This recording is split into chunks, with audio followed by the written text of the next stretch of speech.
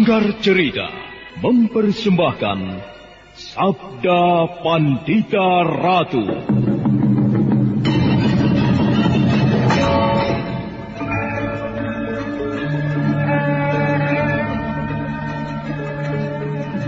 Bagaimana, Paman? Salahkah dugaanku? Jangan kau asal tuduh bocah kecil.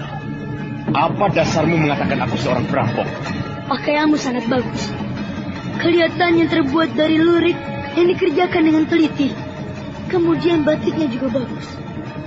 Kau juga menggunakan sebuah timang yang pasti terbuat dari emas. Aku yakin tidak masuk akal jika seorang petani kecil hanya dengan sepetak sawah bisa membeli benda semahal itu. Kecuali jika kau merampok.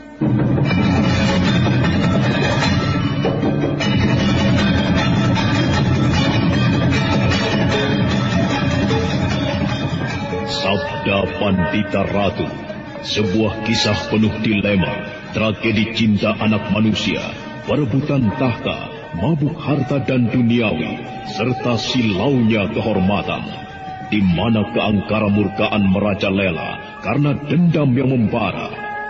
Kisah ini berlatar belakang berdirinya Singasari. Ken Arok, dialah pemuda yang merekuk pahit getirnya kehidupan. Namun sebenarnya, dialah yang harus melaksanakan sabda-sabdanya. Perjalanan sengsaranya adalah awal untuk meraih keberhasilan, untuk menuju kejayaannya di saat Singasari berdiri. Apakah cita-citamu itu, Kenomang? Aku ingin mengubah nasibku. Aku bosan dengan kehidupanku selama ini yang terlunta-lunta, akrab dalam pelukan kemelaratan. Kadangkala aku berangan-angan, aku adalah seorang istri dari Patih. Bahkan lebih gila lagi, aku berangan-angan, andai kata aku adalah seorang permaisuri, maka akan terhapus semua masa silamku. Terhapus lenyap, tidak bersisa semua kenangan buruk yang kumiliki. Itulah cita-citaku, Kakang Ken Arok. Bagaimana dengan kau, Kakang? Aku ingin menjadi seorang raja.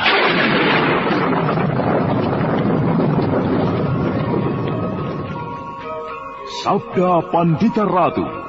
Naskah ditulis oleh Pondra Swastilangit, diolah oleh Agung Bahrodi, didukung oleh artis-artis terkemuka Ferry Fadli, Ali Ermawati, M. Abud, Ivone Rose, dan lain-lain. Teknik dan montase Ibing Arifin, dengan sutradara Dian Pertiwi. Sabda Pandita Ratu. Kali ini dalam episode ke-18 dengan judul Panembahan Dwipayana.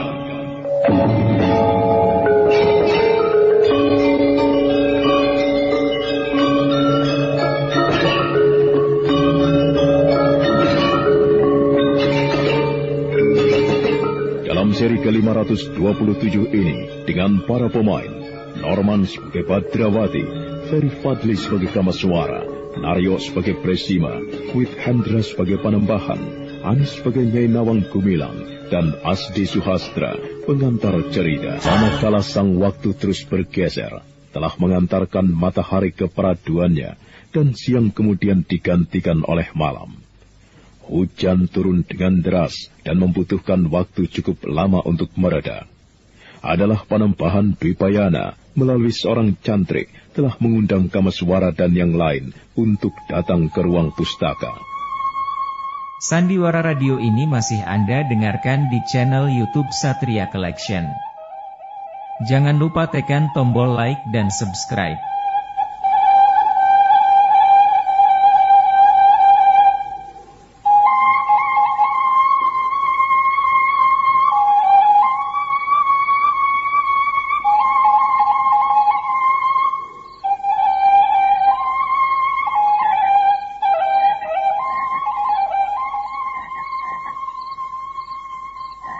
Panembahan telah mengundang kita, Paman. Kita diminta untuk datang di ruang pustaka. Oh, mengapa di ruang pustaka, Kamaswara? Aku tidak tahu. Paman Kamaswara, bukankah sang Panembahan akan mempertemukan Paman dengan adik bayi? Benar, Badrawati. Lalu mengapa di ruang pustaka? Apakah adik bayi berada di sana?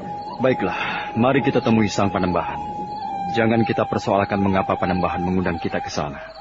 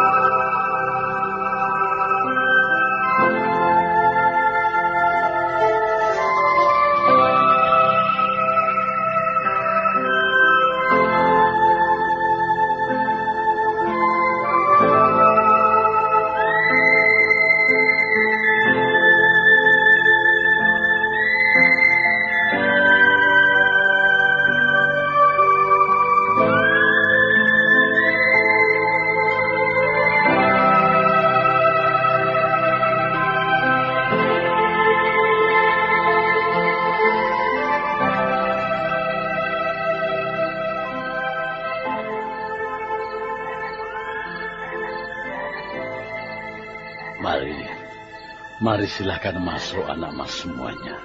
Silakan. Cantrik. Saya Panembahan.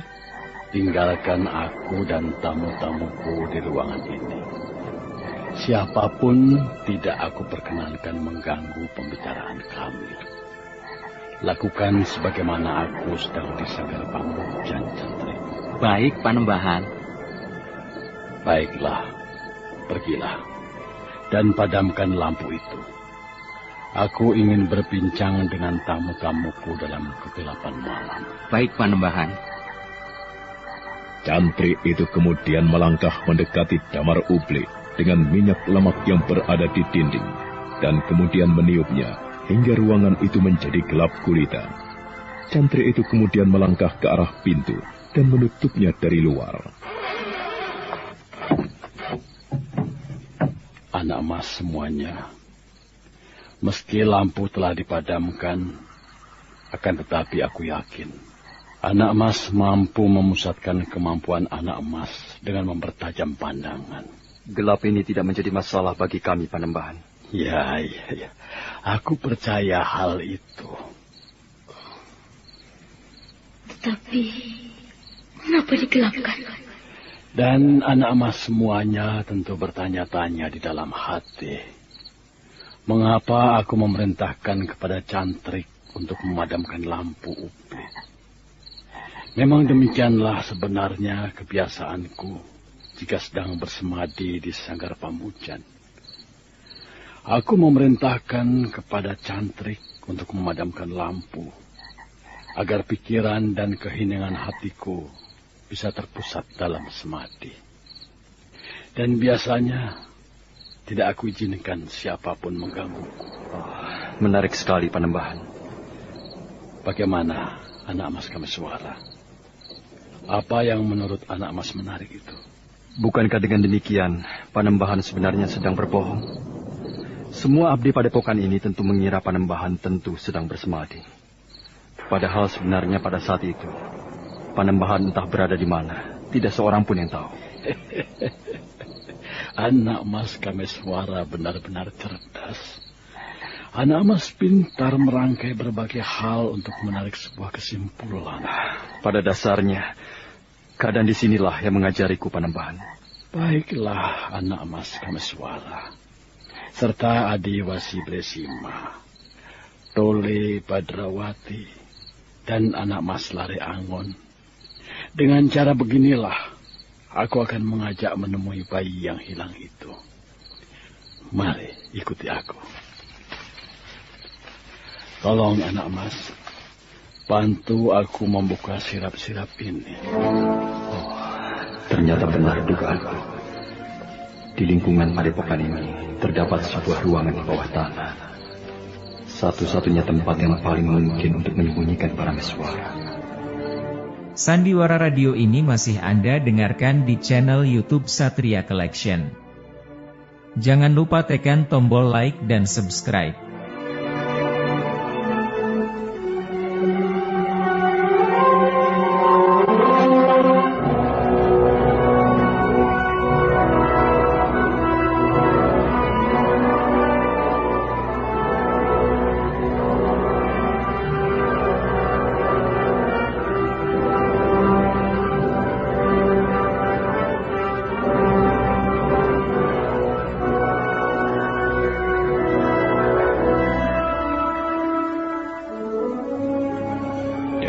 cekatan, Badrawati dibantu oleh Lare Angon membuka lantai sirap di bagian sudut dari ruang pustaka itu.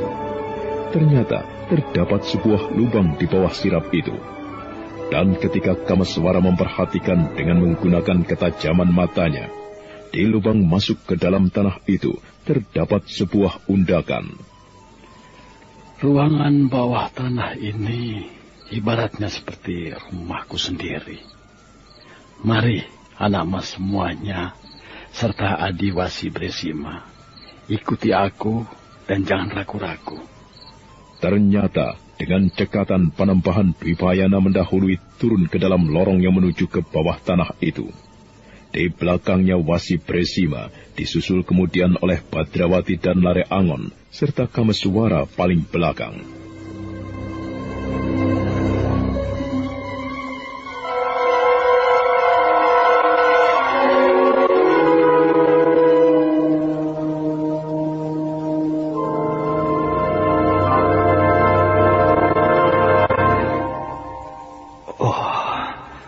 Bukan main.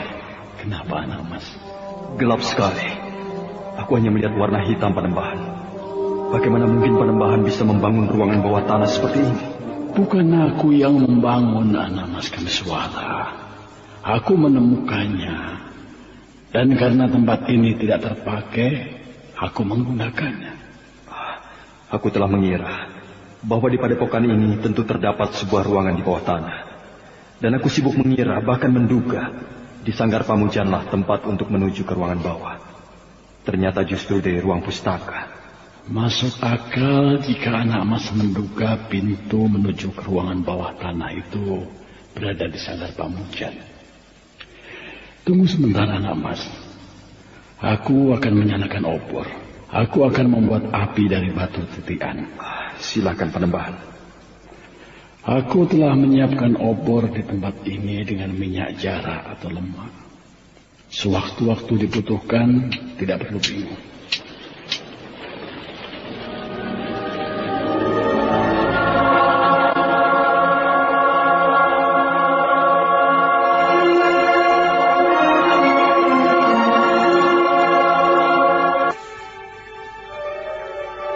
Di dalam hati, Kameswara tidak habis pikir.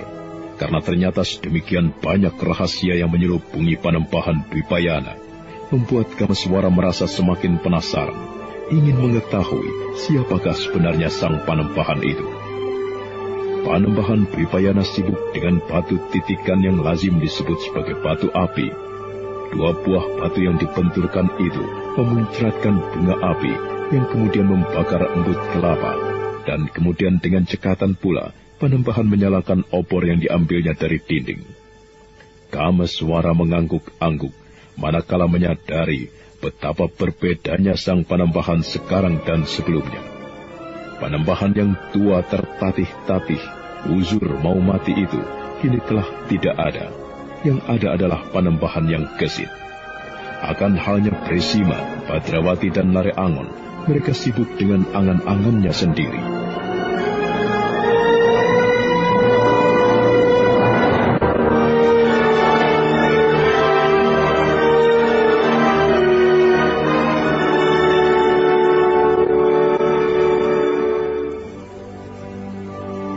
Obor telah menyala, anak mas. Aku persilahkan anak mas dan Adiwasi Bresima untuk menyesuaikan diri dengan keadaan di bawah tanah ini. Di tempat semacam ini, orang yang tidak tahan akan merasa sangat tertekan karena merasa di ruangan yang sempit. Oh, bolehkah aku bertanya sesuatu, Panembahan? Bertanyalah, Badrawati. Apa yang ingin kau ketahui? Siapakah pemilik dari ruangan di bawah tanah ini? Maksudku, jika bukan Panembahan yang membuatnya, tentu ada orang yang telah membuatnya. Umur bangunan di bawah tanah ini nampaknya sudah beratus-ratus tahun, Dole. Tentu jauh lebih tua dari umurku. Nah, sekarang mari ikuti aku. Kita akan berjalan menyusuri lorong yang cukup panjang dan sempit untuk menuju ke suatu tempat yang lain. Mari.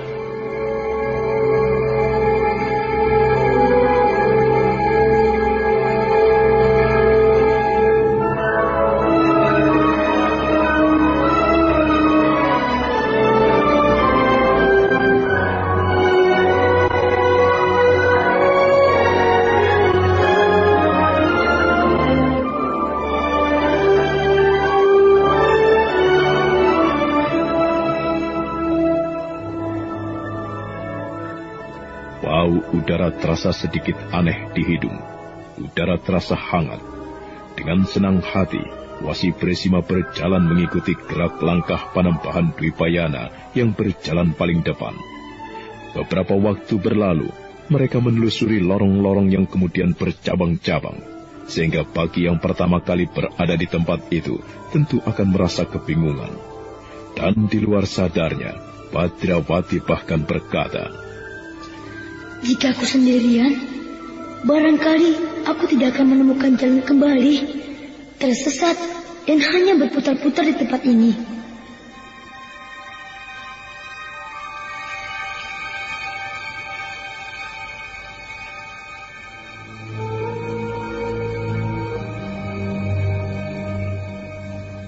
Akhirnya, setelah beberapa saat lamanya berjalan mengikuti lorong yang memanjang, sampailah mereka di sebuah ruangan yang cukup luas.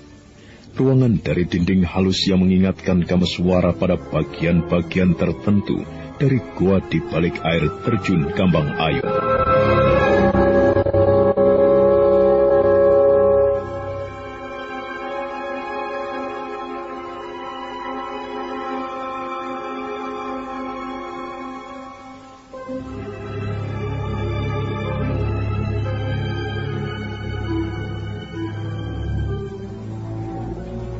Menurut perasaanku, tempat ini agak lebih terang, Panembahan. Suasana agak terang ini bukan sekedar berasal dari obor yang Panembahan pegang. Benarkah, Panembahan? Benar, Adiwasi. Jika di atas tanah, berada di manakah kita, Panembahan? Jika aku katakan, barangkali anak mas Kameswara akan terkejut. Di mana, Panembahan? Kita hampir berada di bawah sendang pancuran Widodari, anak mas. Oh, aku tidak mengira, Panembahan, bahwa ternyata tempat ini berada di bawah taman dan sendang yang asri itu. Kita jangan terlampau lama berada di sini.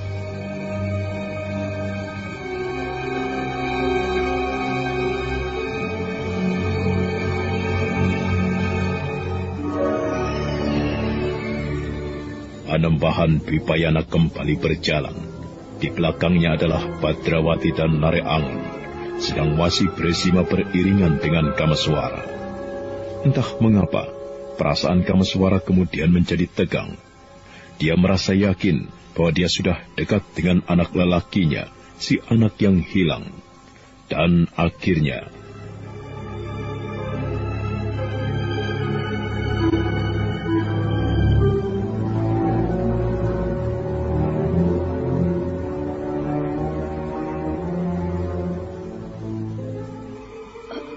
Paman Kameswara.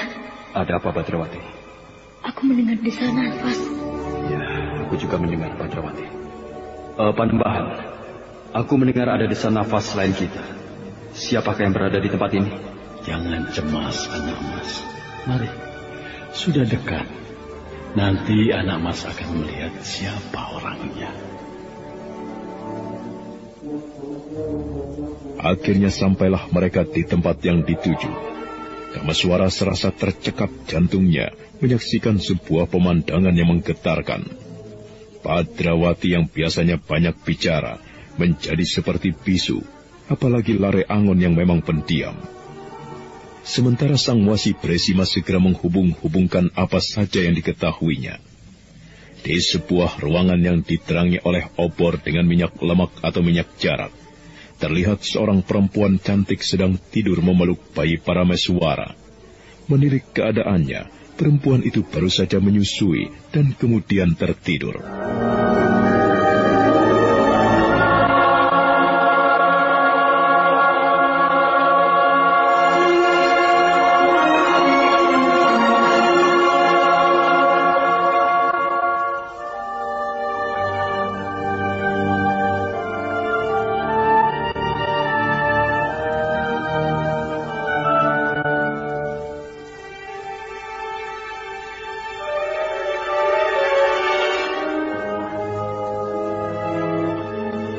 Anak mas, aku ingatkan anak mas untuk menepati janji.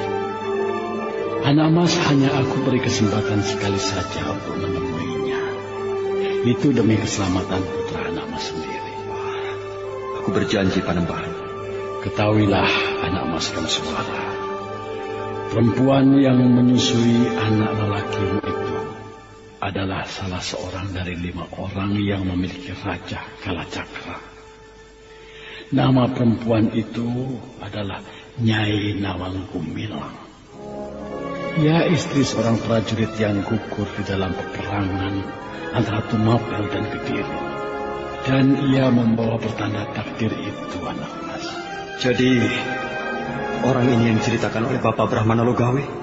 Anak mas rupanya telah bertemu dengan Brahmana Logawe. Benar, Panembahan. Dengan pandangan nanar, Kameswara memandang pada bayi yang menyusu pada perempuan yang sebenarnya bukan ibunya itu. Bagaimanapun juga, setelah sekian lama diaduk oleh rasa cemas dan letih atas hilangnya Parameswara, hati Kameswara serasa teraduk. Oleh kehadiran beberapa orang di tempat itu, Nyai Nawang Gumilang terbangun dan terkejut.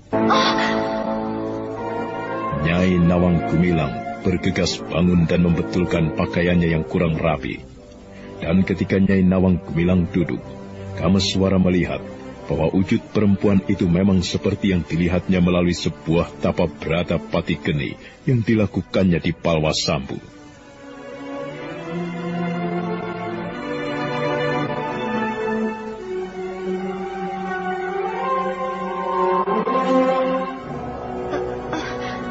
Ada apa, Panembahan? Tenangkan hati dan perasaanmu lebih dulu, Nyai. Kau baru saja bangun tidur. Kau tentu masih kebingungan.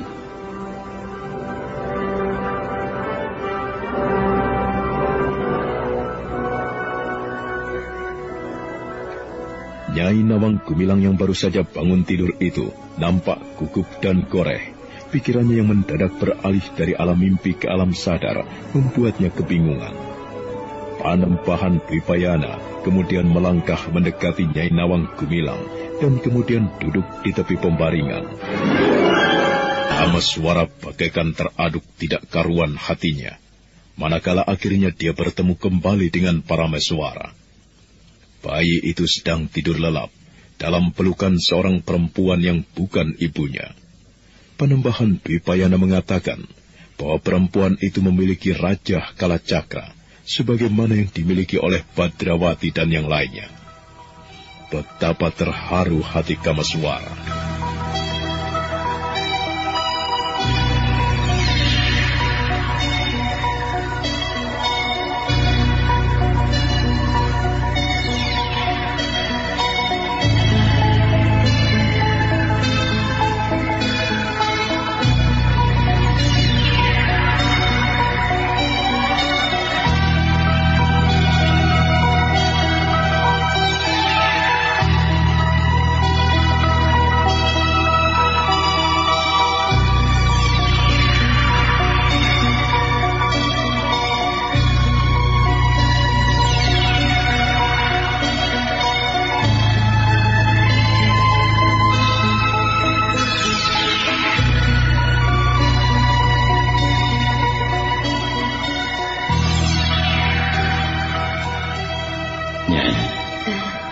Saya, Panembahan. Tunjukkan telapak tangan kanan. Nah, kau Duli Badrawati, mendekatlah kemari. Apa yang harus aku lakukan sama Panembahan? Tunjukkan pula telapak tangan kanan. Ini Panembahan. Nah, lihatlah Nyai. Tidak hanya Nyai seorang yang memiliki raja seperti itu. Raja yang diberi nama Kalacakra. Bocah ini bernama Badrawati. Demikian juga anak Mas Lareangun juga memiliki Raja Kalacakra. Yang artinya dengan adanya raja seperti itu, orang-orang itu berkewajiban untuk menyelamatkan jiwa bayi itu, apapun taruhannya. Namaku Badrawati, Bibi. Bibi siapa?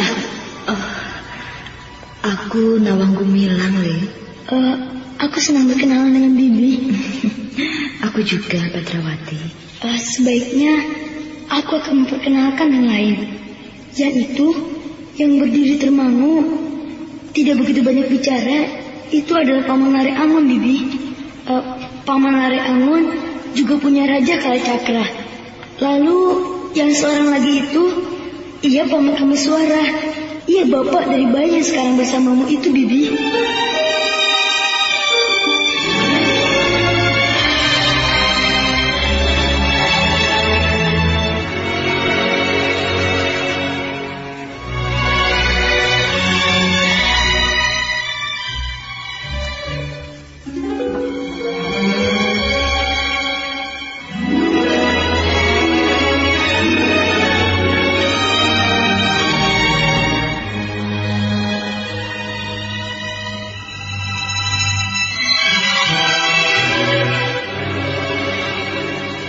Rona wajah Nyai Nawang Gumilang sedikit berubah ketika Badrawati mengatakan siapa Kameswara.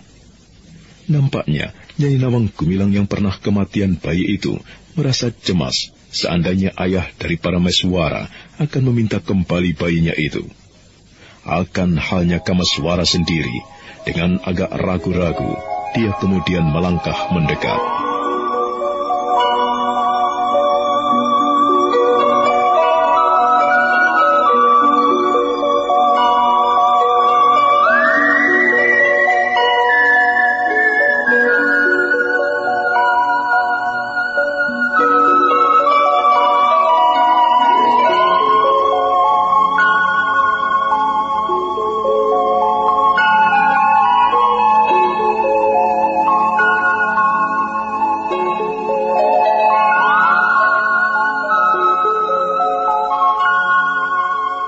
Maafkan aku, Nyai.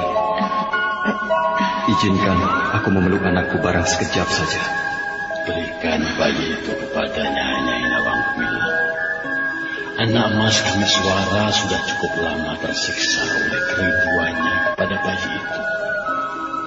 Setelah itu, untuk keselamatan bayi itu, anak Mas akan menitipkannya kepadamu.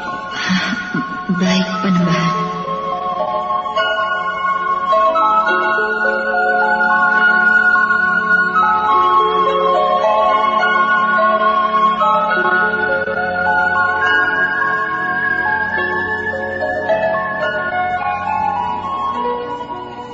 Dengan hati-hati, Nyai Nawang Gumilang merengkuh bayi yang tidur telentang di atas tumpukan kain untuk menghangatkannya. Diciumnya bayi yang masih tidur itu dengan segenap naluri seorang ibu yang dimilikinya. Dan kemudian dengan hati-hati diserahkannya kepada Kameswara. Parameswara anakku.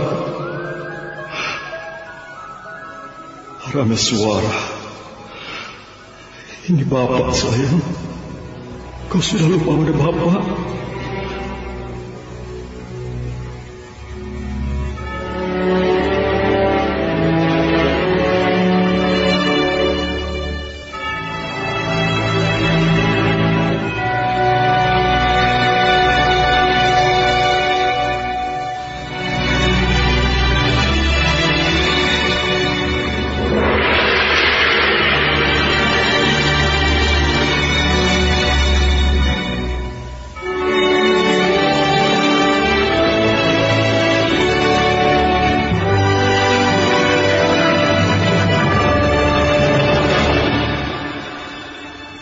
Kameswara memeluk anaknya erat-erat. Setelah sekian lama berpisah dari bayi itu, Kameswara melihat anaknya telah berkembang lebih montok dan sehat.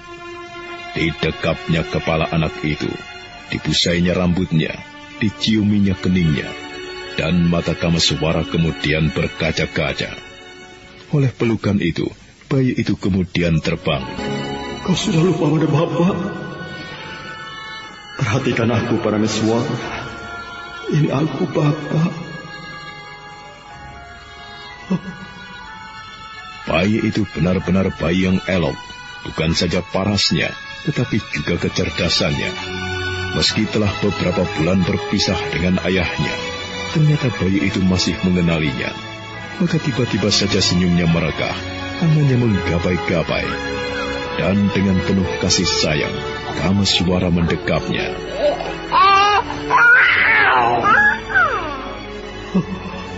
Parameswara, anak. Tidak akan aku biarkan bahaya macam apapun menjamahmu.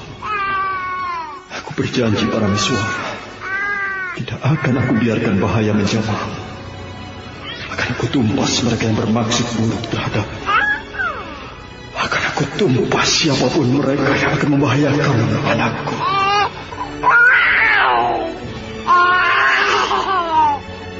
Ada keharuan yang menyelinap di dalam perasaan Badrawati maupun Lare Angon melihat apa yang dilakukan oleh Kamaswara. Badrawati yang pernah kebingungan amat sangat karena kehilangan bayi itu diculik oleh orang berjubah merah, bergegas mendekati. Parameswara ternyata luar biasa. Dia masih mengenali Badrawati dan kakinya bergerak-gerak keras.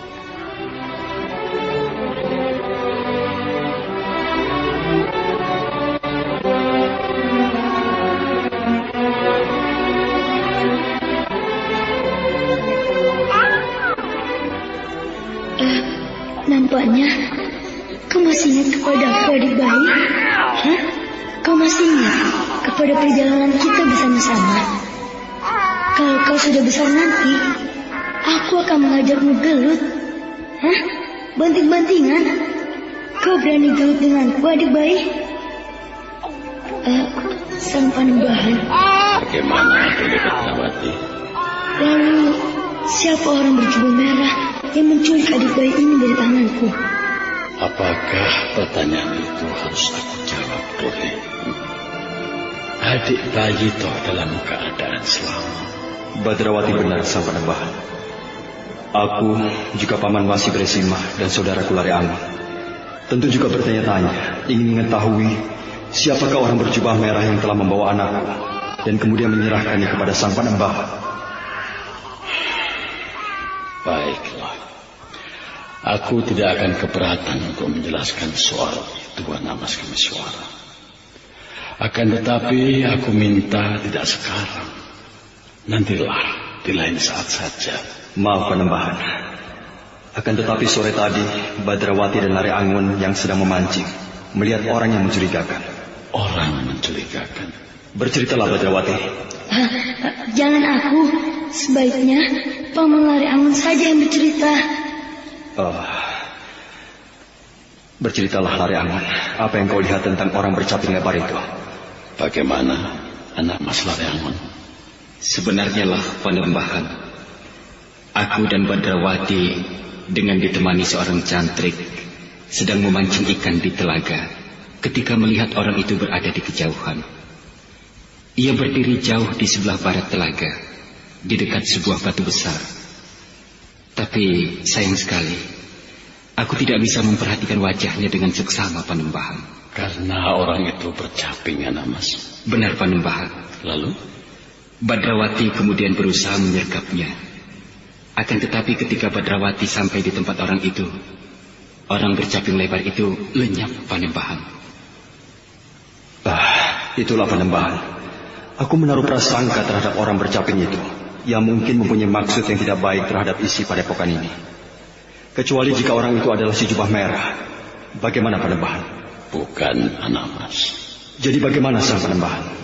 Aku tidak mengenal siapa orang yang bercaping itu. Ia bukan Prabangkara, juga bukan Prabancana. Bukan maksudku meragukan apa yang dikatakan Panembahan.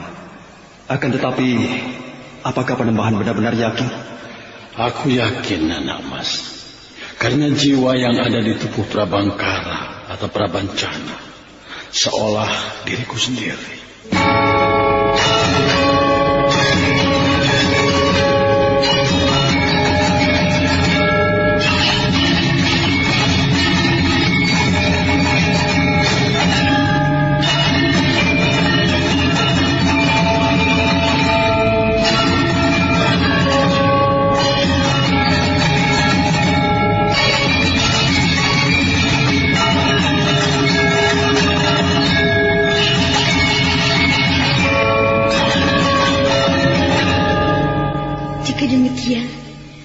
Siapakah orang bercaping lebar itu?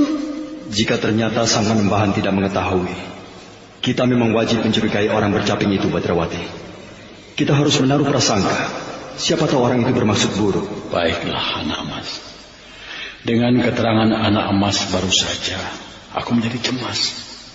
Jangan-jangan di saat ini, orang tak dikenal itu sedang merayap di padepokan. Kita harus segera kembali ke atas tanah, anak emas Kaliswara.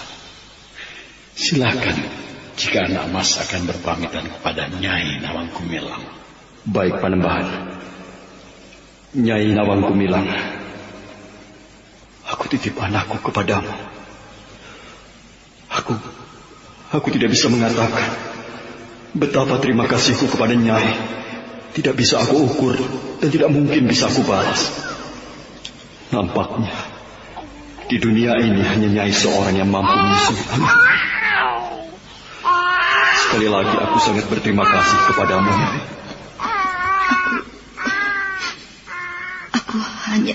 Aku hanya menunaikan kewajiban ke sana. Terima kasih atas pengertianmu. Suara anakku. Jika untuk waktu yang tidak terbatas kita tidak boleh bersama-sama, itu adalah demi kebaikan dan keselamatan. Tetapi percayalah anakku, Bapak sayang padamu. Bapak tidak akan membiarkan bekundal-bekundal abdi setan itu memburu-buru. Terimalah, Nyai, sebuah kebahagiaan bagi para Meswara, karena Nyai melimpahinya dengan kasih sayang yang tulus.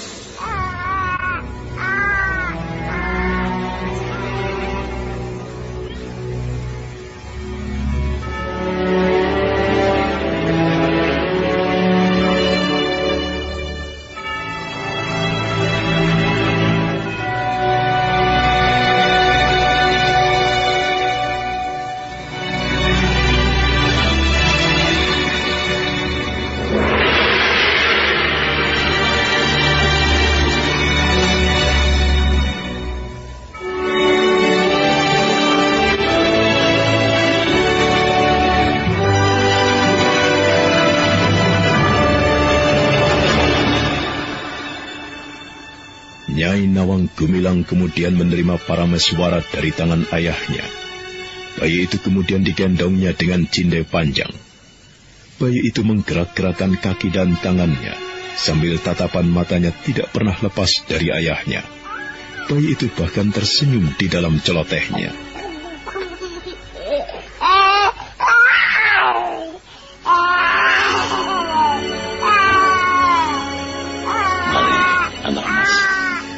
Kita tinggalkan tempat ini. Paman, ayo. Mari, Panembahan. Bagaikan tidak peduli dengan bagaimana perasaan Kamaswara, Panembahan Dwipayana mendahului melangkah, diikuti oleh Lare Angon, Badrawati, dan kemudian Wasi Presima. Kamaswara berjalan paling belakang. Tetapi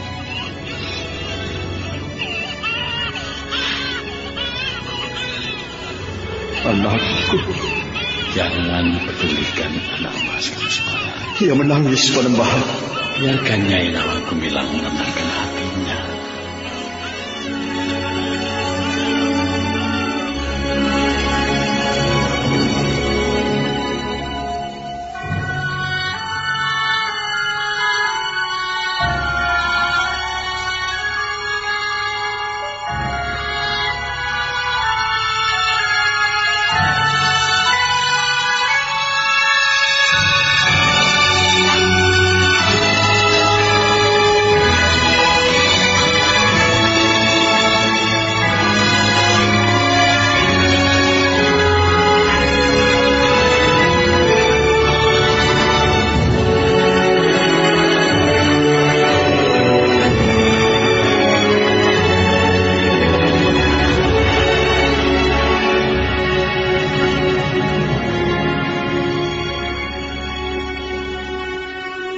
Serombongan orang itu kemudian kembali menyusuri lorong di bawah tanah menuju ke arah semula. Di perjalanan pulang itu, tidak ada yang berbicara, hingga kemudian mereka kembali telah berada di ruang pustaka. Sandiwara radio ini masih Anda dengarkan di channel YouTube Satria Collection. Jangan lupa tekan tombol like dan subscribe.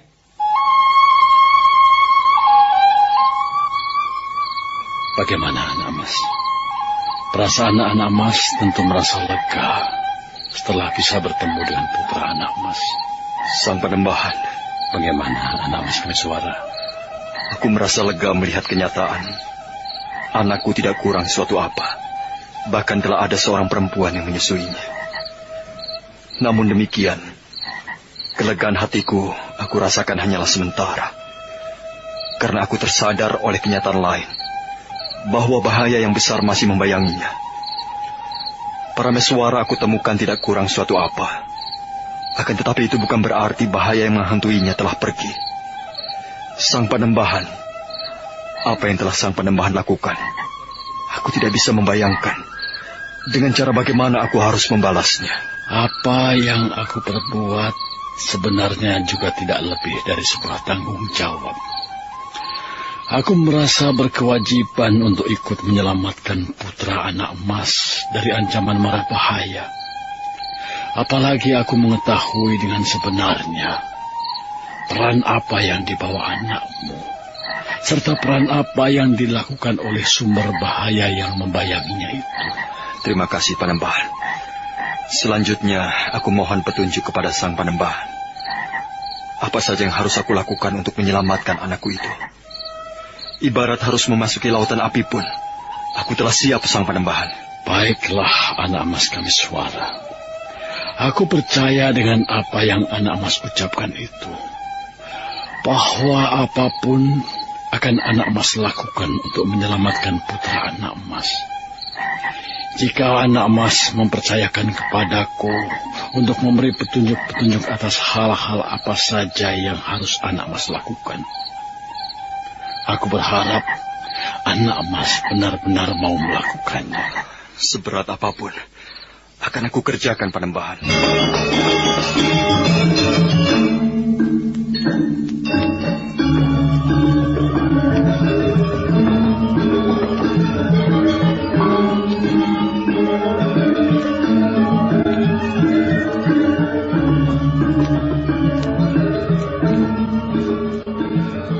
Telah bulat keputusan Kameswara untuk melakukan apapun petunjuk yang diberikan oleh Panembahan Dwipayana.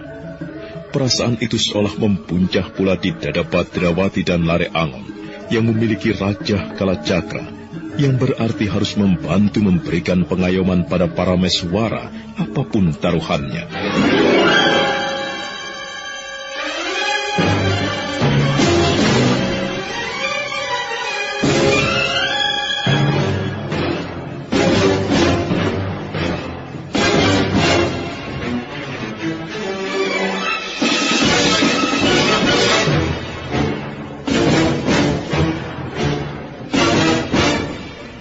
Apa yang akan dikatakan Panembahan Dwipayana?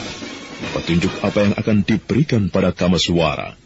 Saudara pendengar, untuk mengetahui jawabannya, ikutilah kelanjutan kisah ini dalam seri berikutnya. Sampai jumpa.